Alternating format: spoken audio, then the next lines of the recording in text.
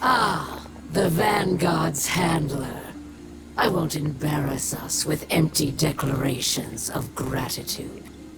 But I will admit that, for now, we have a common goal. Let that be enough. Ido briefed me on Maya Sundaresh's echo and its ability to manipulate radiolaria. I believe Fikrul's echo does something similar to ether. Elixni fables tell of alchemy that changed the polarity of ether between light and dark. When the ether inside of living Elixni is affected, it turns them into scorn. The reverse may be possible, but we won't know for certain until we claim the echo for ourselves. I am not eager to unravel another paracausal riddle, but I have looked into my people's eyes as their ether was defiled, watched their minds unravel as they rotted from within. This has never been about politics or power for Fikrul. He must be stopped. Welcome to my most lucrative customer. I hear your scorn hunt hit a dead end, so to speak. That might be a problem I can solve. My web vibrates with tales of something festering in the reef. Not a revival like the Tomb of Elders. Something fresh. Sounds like Fikrul's building a fiefdom on my old turf. He was always high-minded. As an Archon, he was forever bloviating on mystical matters. Calyx this, and the great machine that. Look where all his enlightenment got him in the end. Preaching to a choir of rotting corpses. But that's the way of fanatics. Trying to remake the world at everyone else's expense. Can't imagine anything worse for business. I prefer my customers alive. I suggest you pay this new Scorn encampment a visit. It might be the source of all our problems and their solutions. I really can't thank you enough for your help with Eramis. We're on the same side of this fight. So long as her people are safe, it's in her best interest to help us. Just in time, too. Scouts from the House of Light found something in the reef. A formation of asteroids lashed together. Between the reckless approach to construction and their taste in architecture, it's safe to say the Scorn are involved. We're closing in on Fikrul's base of operations, and everyone's pitching in on a plan. But before you go, I have something for you. I've spent countless hours studying Nezarek's curse. I've come to believe it shares a few elements with Dark Ether. I haven't yet found a safe treatment, but I did think of a way to weaponize my experiments against the Scorn. It's just a framework for now. Collect some practical data from the field, and maybe you can make something of it. I just read Ido's report on Fikrul's fortress. Good work, Guardian. Is that your measure of success? A report? Any Kell worth their ether would see you docked. Yeah. Guardian, I invited Eramis to weigh in here. Ida was right. We need her intel. Luckily, Ido's research continues, despite your incompetence. She's close to recreating a tonic that can alter the polarity of ether. Could be key in breaking through to Fikrul. Records from Old Reese name the plants required. Organisms genetically cultivated over centuries by eco-splicers. With fragrances and colors that have yet to exist on your drab little planet. All now extinct, withered and polluted by the whirlwind.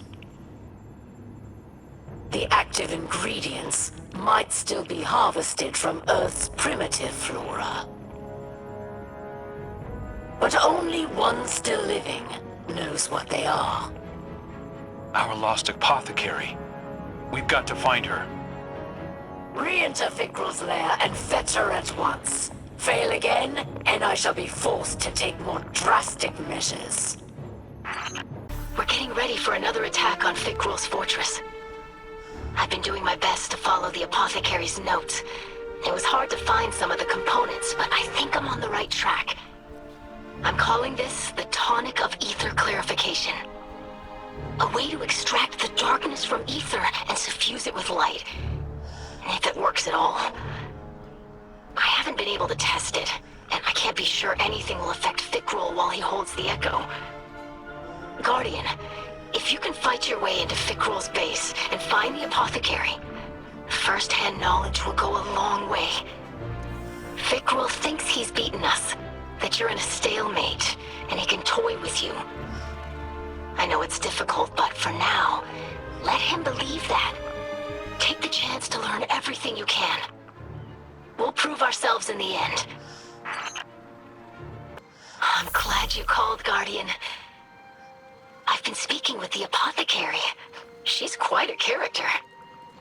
She says you're a light-eating demon who stole the Great Machine. And also, thank you. She's been a great help. Lightbearer, I feel your power. A familiar tingle in this splicer gauntlet. Father? What are you doing on this channel? I hear screams wrenched from the throats of the Scorn. Oh, I smell their sweet rot. Mizraxkel! Stay where you are. I'm coming. Take me with you, emissary of pain. I will rip the echo from the Scorned Archon myself. We will devour their fear. Free me. Guardian? Are you still there? I'm sorry. Mizraxkel is rarely himself anymore. I've sedated him for his own sake. We're almost finished with the tonic. Whether it will cure him or not is unknown. I'd best get back to work. Guardian, this will be the best and final test of what we have learned together. This tonic will alter the ether that flows through Fikrul's body, filling him with light. While the potion runs its course, he will be Eliksni, not Scorn. My hope is that Fikrul will be cut off from his dark ether just long enough for you to put an end to him. To bring him a final death, as the ghosts say. I've had an injector prepared and delivered to you. I wish we could have tested it first. But we have to take advantage of Fikrul's arrogance while we can. I know you can do this, Slayer Baron. Our house trusts in you. All is prepared for a final battle, Slayer Baron. Soon the Kell of Kells will be decided, yes? Since the House of Rain prophecy, many fought to unite Eliksni. Varix was one of them. Much ether was spent over empty hopes, creating enemies, building nothing. When Mizraxkel made peace, House Salvation saw cowardice. We were haunted by memories of old Reese. Prosperity, songs, kin, all vanished. We thought, with power, we will reclaim our home. But the more power we grasped, the further we drifted, until we became the whirlwind we fled. Now, there are only two. All other Kells fallen. All other houses ruined. Finally, Varix understands. What is lost is lost. Yes. We cannot reclaim, cannot go back. Varric's time is gone. He can preserve our history, but is not our future. That belongs to Mizraxkel, Ido, and the House of Light.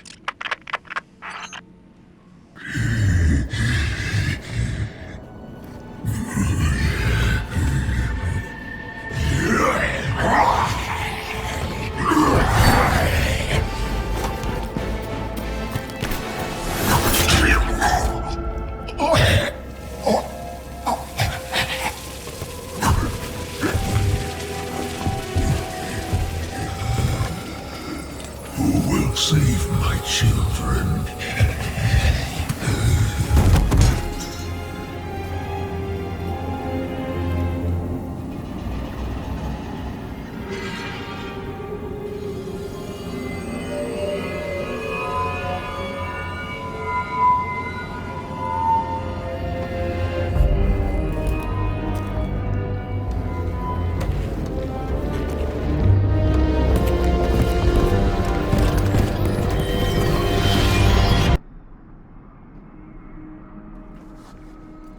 This is old Reese.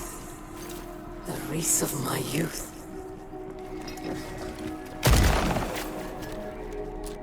Do you hear that, Guardian? The echo speaks to us. It is a memory of old Reese. Of a moment before the whirlwind. During an age of heroes. The echo wants to return home. To make Reese all of this whole again.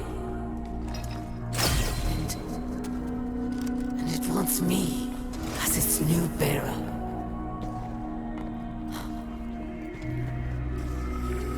I accept. But I have conditions.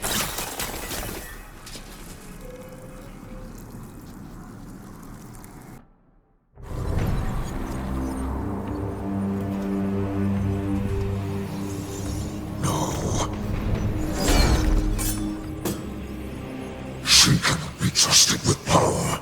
She knows only war. After all I've done for our people, the echo belongs to me.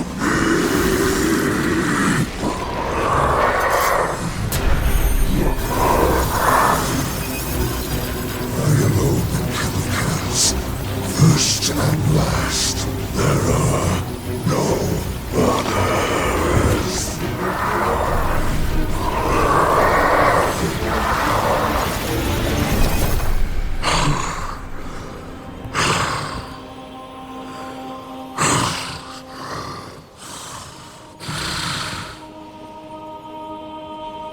I can feel it. The light flowing through me once more.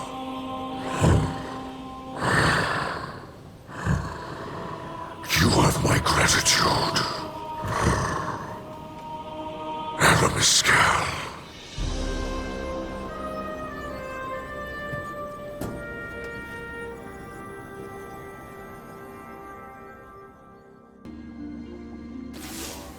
I greet you in the light once again, Guardian.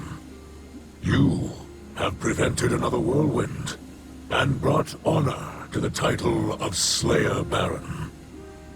I am now Kell of Kells, but I do not embrace it with 4 arms. Though I feel the light flow through me once more, I fear the God of Pain will always be with me. A lingering note of discord in my blood. I thought to make Eramis or Varrix Kell of Kells, but they refused.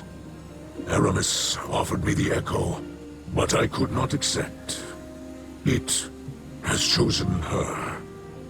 Ido would keep the Echo and Soul to clarify the ether of the Scorn, but it is too great a threat. We cannot risk another mass corruption. Instead, Eramis will take the Echo far from this system. Perhaps she can finally create a new Elixni homeworld, as she always dreamed. Besides, House Light has all it needs here.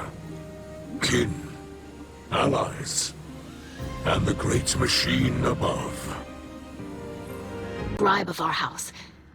Even so, I don't know if I can find the right words to thank you for everything you've done. My father's soul is intact. The houses of light and salvation are safe. And you made all of this possible. I really should thank you formally as a Slayer Baron of our house. But I hope you know that I consider you a true friend. I don't know if we can call Eramis a friend, but I owe her much. She could have taken the Echo and abandoned us, but she chose to help. Do you think our talks over the last few weeks got through to her? I'd like to think so. You gave her the chance to put some good in the world. Thank you for placing your faith in both of us, Guardian. The truth is, none of us can say what the future will bring. Maybe Varix really will rebuild the House of Judgment. Maybe we'll divide into many houses once again. Maybe the Elixni will drift away from Sol and find new worlds. For now, my people have a new Kell to unite them. To lead them along a path very different from the one that the Kells of old envisioned for us. Whatever comes, you'll always have a place in that future, Guardian. And a place in the House of Light. Machine Spawn. This is Eramis of No House, Echo Bearer, and Voice of Reese. I reach you from the outer edges of Sol, where I am departing this war-torn slum forever. That I leave my people under your blithe tyranny shall be another of my unavoidable regrets. The Echo believes I am still worthy, but I am not so certain. I've been drifting for so long now. I barely remember who I was in this place. The Kell I am now has scars, faults, debts to repay. I've made so many compromises. Can I truly say I am of old Reese? Ido would have me stay, of course, using my new power to reclaim Scorn from the darkness. But the Echo calls me home. Its song resonates through every drop of my being.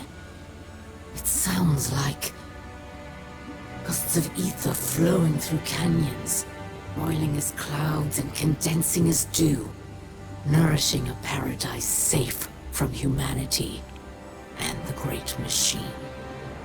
My kin will once again be weavers and dancers, instead of the scrabbling insects you made us. Soon enough, the machine spawn will be no more than a legend to frighten hatchlings. I shall build a new life with my family, and think of you no more. So, you restored order to the reef, eh? Good thing, too. My scavenger crews were on the verge of mutiny. I'll admit, you deserve a measure of credit. Not actual credit, of course, and certainly not for me. The real distinction belongs to Ido and Eramis. Apparently, the ship stealer is embracing her name again, prepping a salvation catch for an interstellar haul. It's ironic. After all her flailing, Eramis finally created a new era for the Elixni.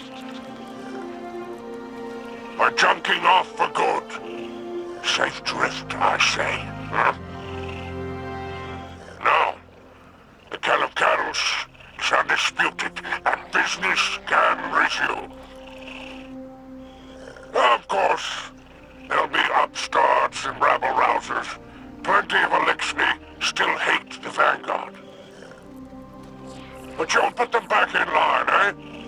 After all, the light provides. Oh, it's good to be back on top. I wanted to drop a quick thank you. I've learned a lot from my first assignment as Hunter Vanguard, and I couldn't have done it without you. Looking back, I might have been a little uptight about the rules. I didn't want to take too many risks on my first time out. Being Hunter Vanguard is a risky business. No way around it. I'm sure Cade would agree.